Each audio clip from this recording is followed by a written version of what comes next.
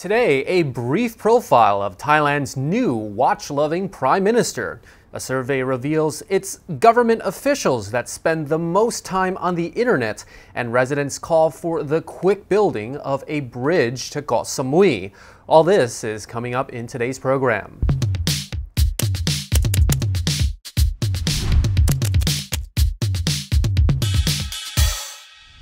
You're watching Thailand News Today, bringing you the latest top stories in Thailand and beyond.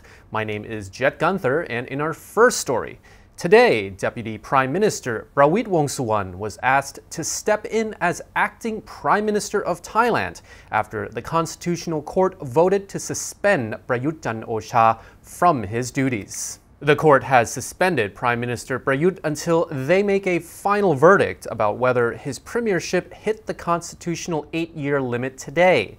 The court's decision is expected to take around 1 month. In the meantime, 77-year-old Prawit will serve as Thailand's Prime Minister. But who is Prawit Wongsuwan? The Bangkok-born minister is considered a soldier politician.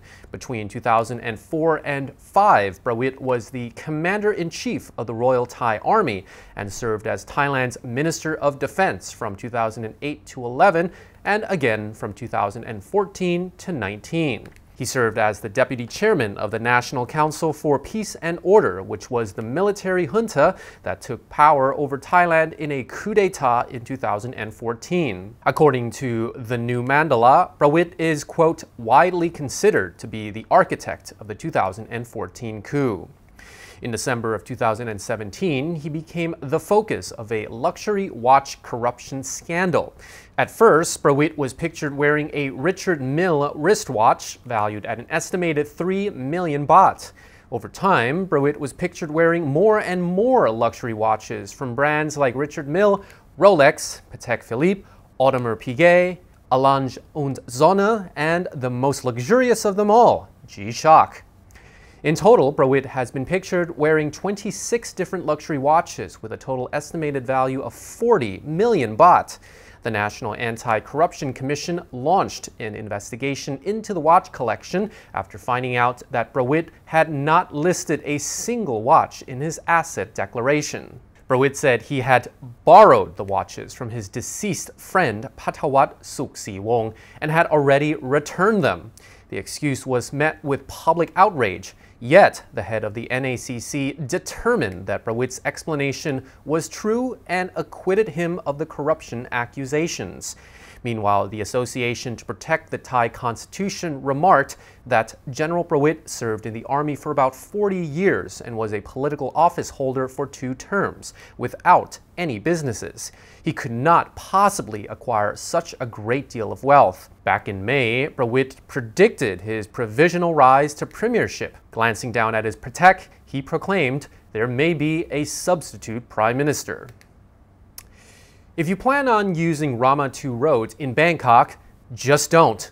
Yesterday at 11:53 a.m., a slab of broken concrete fell from a U-turn bridge onto the highway. It is the 4th time heavy construction materials have fallen onto the road in less than 2 months. Fortunately, no injuries were reported this time. Here's a timeline of incidents on Rama 2 Road. On July the 14th, dashcam footage reveals the moment a heavy steel beam fell 20 meters through the air, landing just meters in front of an oncoming pickup truck. The truck was flung into the air as the wheels collided with the beam. The couple inside the pickup were unharmed. On July the 31st, a U-turn bridge over the Rama 2 road heading towards Bangkok collapsed, falling onto 4 vehicles and killing 2 people. 1 female passenger was killed at the scene, and a construction worker who fell from the bridge later died from their injuries in the hospital. On August the 16th, a 3-meter iron bar fell onto the bumper of a sedan car on the Rama 2 road heading outbound from Bangkok. The car was damaged, but the 50-year-old female driver was unharmed. On August the 24th, a 80-centimeter by 30-centimeter slab of concrete fell from a U-turn bridge over the Rama 2 road in Bang Khun Tien district directly onto the expressway's leftmost lane. No injuries were reported. Currently, there are 3 main construction projects going on Rama 2 Road, which began in 2018. In related news, Thailand has one of the highest road traffic death rates in the world.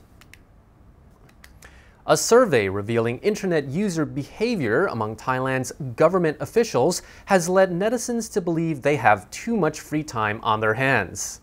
The Electronic Transactions Development Agency, or ETDA, announced the results of a report on Thailand's internet user behavior, with government officials coming out on top.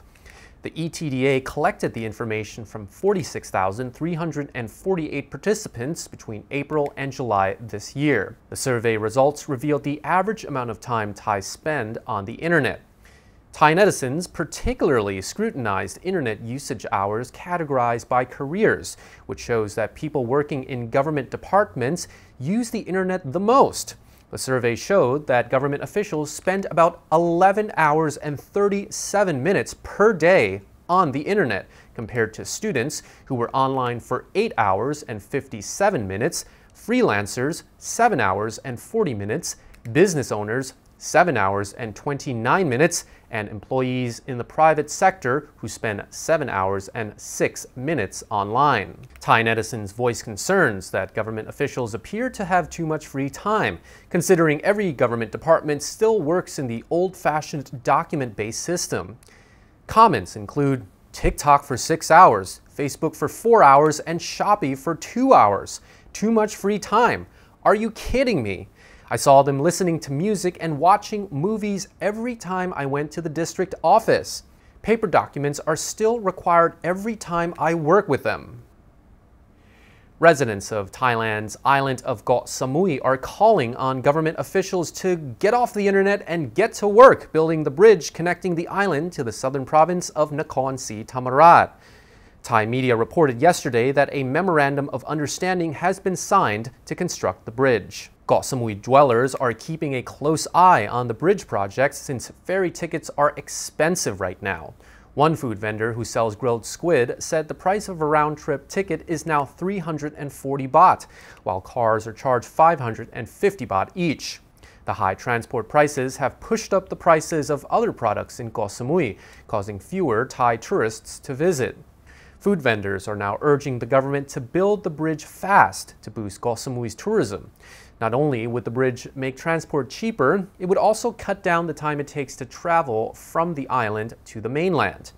Now that the MOU for the bridge has been signed, we'll see if the governments follow residents' demands to build it fast after they finish watching Netflix. A famous orangutan followed his primal instincts and grabbed a handful of a beautiful woman's breasts at a zoo in Bangkok as she posed for a picture, and she thought it was hilarious. Tourist Angel Orangutan was on a trip to Safari World in Thailand's capital when she saw the zoo's orangutan. She asked a friend to take a picture of them together, and the amorous orangutan wrapped his arms around her and copped a feel of her breasts, much to the amusement of the 27-year-old and her friends. The orangutan clearly knew what he was doing as he flashed a cheeky grin and planted a kiss on the woman's cheek. Angel was far from upset and thought it was hilarious. This isn't the first time the frisky primate has tried with women visitors to the park. In fact, he's developed a strategy for it. In June, the naughty orangutan grabbed another visitor's boobs. In a similar move, the hairy ape copped a feel and gave the woman a cheeky kiss on the cheek while she posed for a photo. Bangkok Safari World allows visitors to pose with a number of its orangutans and sees it all as harmless fun. Well, now I know what to wear this coming Halloween. And that's all for our report from Thailand News Today. The show will be back tomorrow. Meanwhile, you're now up to date on the Thaiger.